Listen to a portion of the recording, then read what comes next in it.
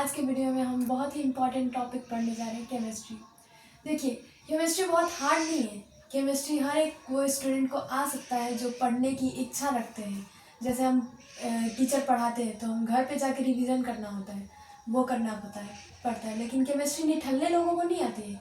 ऐसे लोगों को कोई भी चीज़ दे दे तो उसमें 4 बार पलटा के देखेंगे और उसमें कमी निकालेंगे। ऐसे लोगों को केमिस्ट्री नहीं आती है। ऐसे लोगों से ज़रा बच के रहना पड़ता है। तो चलिए केमिस्ट्री देखते हैं। केमिस्ट्री आज हम बहुत चीज़ें देखने वाले। केमिस्ट्री की डिफिनीसन, साइंस की डिफिनीशन, केमिस्ट्री ऑक्सीजन की खोजकर्ता और भी बहुत सारी चीज़ें देखने वाले। पदार्थ हम किसे कहते हैं, पदार्थ को कितने, तो सारे डाउट्स आज इस वीडियो में आपके क्लियर होंगे। मैटर से रिलेटेड सारे डाउट्स क्लियर होंगे। और डाउट क्लियर करने के लिए वीडियो के एंड तक बने रहिए। तो पहले हम देखते हैं केमिस्ट्री। केमिस्ट्री को हम रसायन विज्ञान कहते हैं। मतलब रसायन विज्ञान, मतलब रसायन से जो रिलेटेड होता है, केमिकल से रिलेटेड केमिस्ट्री। विज्ञानों का विज्ञान है। विज्ञानों का विज्ञान इसे क्यों कहा जाता है, इसको हम विस्तार रूप में देखते हैं। क्योंकि जैसे हम डॉक्टर बन रहे हैं, डॉक्टर बनते हैं तो बायो पढ़ना पड़ता है नहीं, लेकिन उसमें भी हमें केमिस्ट्री पढ़ना पड़ता है। क्योंकि बायो पढ़ के तो डॉक्टर बन जाते हैं, लेकिन केमिस्ट्री जब तक नहीं होगा तब तक तो मेडिसिन नहीं होगा, और जब तक मेडिसिन नहीं होगा तो डॉक्टर बनने का क्या काम। इसीलिए बायो में तो केमिस्ट्री आ ही गई। फिर फिजिक्स हम जब पढ़ते हैं, साइंस के हर एक फील्ड में केमिस्ट्री चाहिए होती है। जब हम फिजिक्स पढ़ते हैं तो उसमें सबसे जो बड़ा चैप्टर है वो इलेक्ट्रिसिटी सबसे इम्पॉर्टेंट चैप्टर है। उसमें भी इलेक्ट्रॉन, प्रोटॉन, न्यूट्रॉन आ ही है, वो भी केमिस्ट्री से रिलेटेड। इसीलिए केमिस्ट्री को विज्ञानों का विज्ञान कहा जाता है। फादर ऑफ केमिस्ट्री लैवोसियर, जिन्होंने केमिस्ट्री का खोज किया गया था, यानी कि केमिस्ट्री में बहुत ही सारे सिद्धांत को पता लगाया गया था इनके द्वारा, इसीलिए इनको फादर ऑफ केमिस्ट्री भी कहा जाता है। ऑक्सीजन की खोज करता है जोसेफ प्रिस्टली। इन्होंने ऑक्सीजन की खोज इन्होंने की थी, जोसेफ प्रिस्टली ने। जर्कोनियम एक ऐसा एलिमेंट है जो कि बिना ऑक्सीजन के भी जल जाता है। अब साइंस की डेफिनेशन देखते हैं। विज्ञानों का विज्ञान तो है, लेकिन साइंस का डेफिनेशन देखना होगा। Science is a systematic study of nature and world around us. विज्ञान एक ऐसा व्यवस्थित ज्ञान है जिसमें हम प्रकृति और प्रकृति के नियमों का अवलोकन और अध्ययन, प्रयोग और तर्क के आधार पर करते हैं। मैटर का डिफिनेशन क्या होता है? Anything that occupies space and has mass is called matter. पदार्थ यानी कि कोई भी ऐसी वस्तु जो कि जगह लेती है और जिसका कोई द्रव्यमान यानी मास है, उसे हम पदार्थ कहते हैं। इसको 2 पार्ट में डिवाइड किया जाता है। बहुत ही इजी है, फिजिकल एंड केमिकल, भौतिक और रासायनिक। फिजिकल समझते हैं किसी भी चीज़ को जो हम चोट देते हैं, जैसे हम किसी को मार दिए, वो फिजिकल हो गया। केमिकल, हम किसी को पॉइजन वाला इंजेक्शन दे दिए, वो केमिकल से रिलेटेड हो गया। फिजिकल और केमिकल में डिफरेंस बहुत है। जैसे कि आपको किसी बैल ने मार दिया, वो फिजिकल हो गया। जैसे कि आपको किसी सांप ने डस लिया और जहर डाल दिया दांत से, वो केमिकल हो गया। तो दोनों में डिफरेंस है, फिजिकल और केमिकल। और फिजिकल का जो होता है वो 5 टाइप्स है यहाँ पे: सॉलिड, लिक्विड, गैस, प्लाज्मा और BEC, Bose Einstein condensate. Solid, liquid, gas, plasma, Bose Einstein condensate. 5 part में डिवाइड किया गया है: solid, liquid, gas, plasma, Bose Einstein condensate. Solid पढ़ते हैं। सॉलिड बहुत ही इजी है। सॉलिड तो हम बहुत ही छोटे बचपन से पढ़ते आ रहे हैं। जैसे सॉलिड, लिक्विड और गैस, ये हम बचपन से पढ़ते आ रहे हैं। सॉलिड जो होती है, जिसकी फिक्स आकृति होती है, जिसका फिक्स जो शेप होता है और साइज होता है वो फिक्स होता है, और फिक्स उसका आयतन होता है। जैसे हम किसी भी बड़े बर्तन में, जैसे बहुत ही बड़ा बर्तन है और उसमें हम 1 kg का कोई सॉलिड वस्तु डालेंगे तो उतना ही स्पेस लेगा जितना उसको चाहिए होता है। यानी कि जितना 1 kg को चाहिए होता है उतना ही वो स्पेस लेगा ना। तो इसकी आयतन भी फिक्स होती है। लिक्विड का जो शेप और साइज होता है वो फिक्स नहीं होता है, आकृति फिक्स नहीं होती है। जैसे हम किसी भी बोतल में पानी डालते हैं तो बोतल की आकार की जो पानी हो जाती है, तो इसीलिए उसकी आकृति फिक्स नहीं होती है, लेकिन उसका आयतन फिक्स होता है। जैसे 5 लीटर के पानी के बोतल में हम 1 लीटर पानी डाल देते तो उतना ही जगह लेगी जितना उसको चाहिए होता है। यानी कि 1 लीटर को जितना चाहिए होता है उतना ही जगह लेगी, इसलिए उसका आयतन फिक्स होता है। लेकिन गैस जो होता है, ना ही इसकी आकृति फिक्स होती है, ना ही इसका आयतन फिक्स होता है। क्योंकि इसकी आकृति तो कोई होती नहीं है, और आयतन जैसे हम 5 लीटर की बोतल में 1 लीटर गैस डाल रहे हैं या 2 लीटर गैस डाल रहे हैं, तो उतना जगह नहीं लेगी जितना 2 लीटर को चाहिए होता है, पूरा बॉटल में फैल जाएगी। जैसे हम पूरा रूम में गैस डाल रहे हैं तो जितना गैस है उतना जगह नहीं लेगी, पूरा रूम में फैल जाती है। तो हम इन तीनों का इससे डिफरेंस भी बना सकते हैं। प्लाज्मा प्लाज्मा जो होती है 6000 डिग्री सेल्सियस, बहुत ही ज़्यादा टेम्परेचर पे, 6000 डिग्री सेल्सियस 2000 डिग्री सेल्सियस पे किसी भी चीज़ को मेल्ट करके उससे कुछ बनाना, उसे हम प्लाज्मा कहते हैं। बीईसी, बोस आइंस्टाइन कंडेंसेट, इसके बारे में अभी खोज चल रही है। सॉलिड का भी 2 प्रकार होता है, सॉलिड का भी 2 टाइप्स, क्रिस्टल और अमorphous।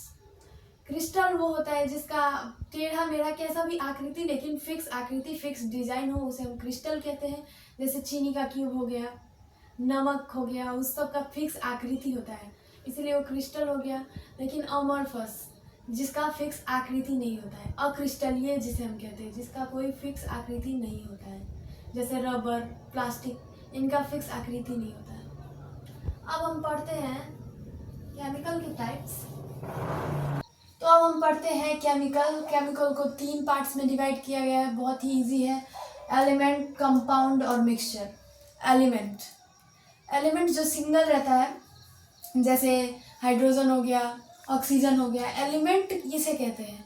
एलिमेंट यानी तत्व उसे कहते हैं जो कि एक ही प्रकार के परमाणु यानी एटम से बना रहता है, और उसके अगर उसको छोटे छोटे टुकड़ों में जब तोड़े तो उसमें दूसरा कोई एटम नहीं पाया जाता है।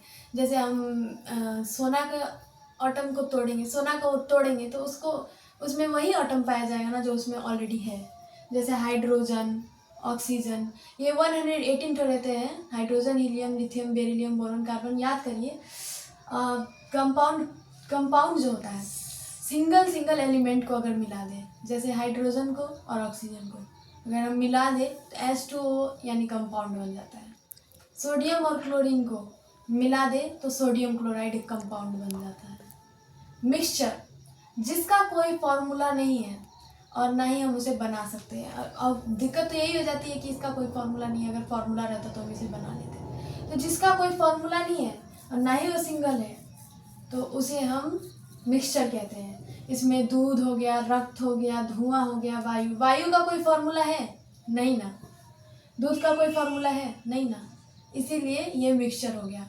तो बहुत ही सिंपल है कॉन्सेप्ट, आप समझ लीजिए, बहुत सिंपल लगेगा, बिल्कुल भी हार्ड नहीं है। इसी में सारी केमिस्ट्री रहती है, फिजिकल, केमिकल, ये सॉलिड, लिक्विड, गैस, एमorphous, सब इसी में रहती है। Solid, liquid, gas, plasma, BEC, और एमorphous हो गया आपका, क्रिस्टल हो गया, और एलिमेंट हो गया, कंपाउंड हो गया, मिक्सचर हो गया।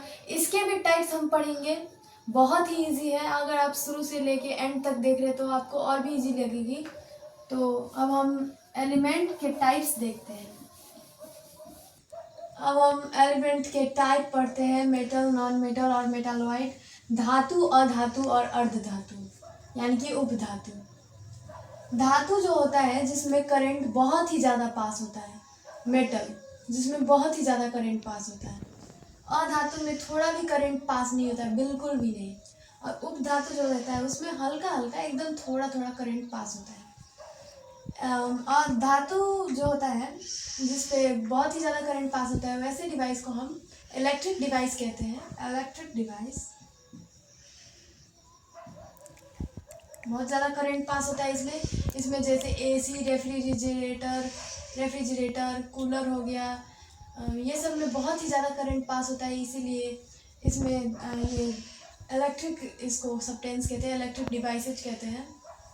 लेकिन उपधातु जो होता है उसे हम, उपधातु से जो डिवाइसेज चलती है उसे हम इलेक्ट्रॉनिक डिवाइसेज कहते हैं,